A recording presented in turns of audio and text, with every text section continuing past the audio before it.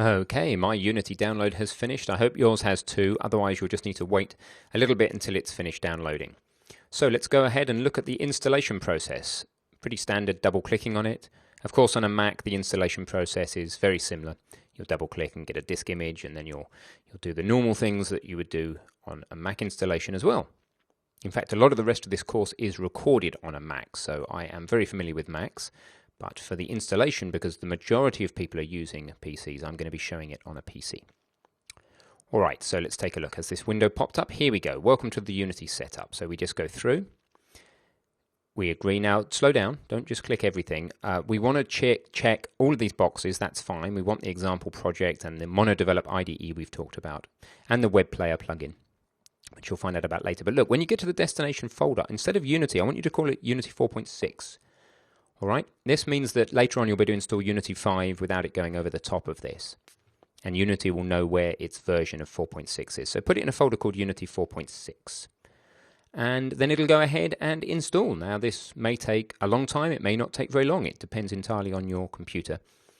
I suspect it's going to take several minutes because this is an SSD based machine, relatively fast, and it's still taking a while.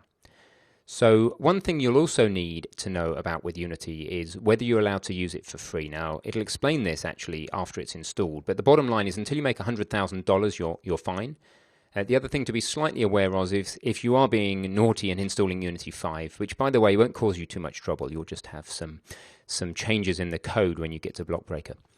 But if you are installing Unity 5, then it comes with a free version of Visual Studio Community. So you need to be careful about the license rules on Visual Studio Community. But in general, if you're using 4.6 here with MonoDevelop and you are just an individual and you don't have $100,000 of revenue from Unity games yet, and if you did, why are you taking this course? But actually, in fairness, some people have been very successful already and still got stuff from this course. But look, don't worry, just install it, start making games. You don't have to report your revenue to anybody or anything at the moment, all right? And then as you start to actually publish games and receive income from the games, then start looking at the license terms on Unity's website. And you may also want to look at the license terms on Visual Studio's website if you're using Visual Studio for any reason. But for now, you are golden. Now let's just look at where this is going, where it's installing. It's going into C and then program files. Probably program files x86, and then Unity 4.6. Now you may have another folder here called Unity, which could be your Unity 5 version, but this is 4.6, and it's installing two things, the editor and MonoDevelop, which we talked about. So the editor is going to be where you'll spend a lot of your time, and MonoDevelop will be your integrated development environment, or IDE for short.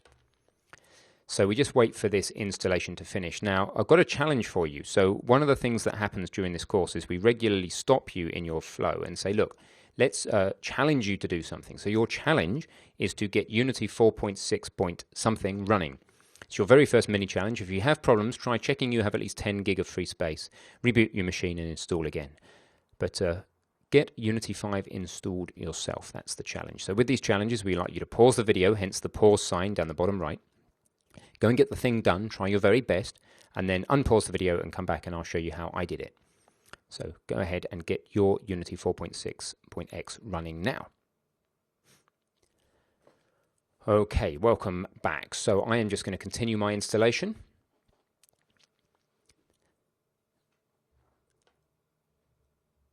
So it should be a pretty simple question. Now, if you've had other versions of Unity installed, it may ask you, like you saw that prompt there for me, that a folder already exists, you want to overwrite it. Well, that's fine. The key, the proof of the pudding here will be that we can just open Unity 4.6. Okay, let's run it and make sure it runs. And then if it does, we have achieved all we need to achieve for this section. We get a splash screen, which is good. And we have Unity 4.6 running here on our machine, which is fantastic. So that's it. You can get to all the menus, etc. So I could do with just pinning this to the taskbar so I can get back to it later. And then I'm just going to exit Unity now, and we're good to go. Fantastic. See you soon.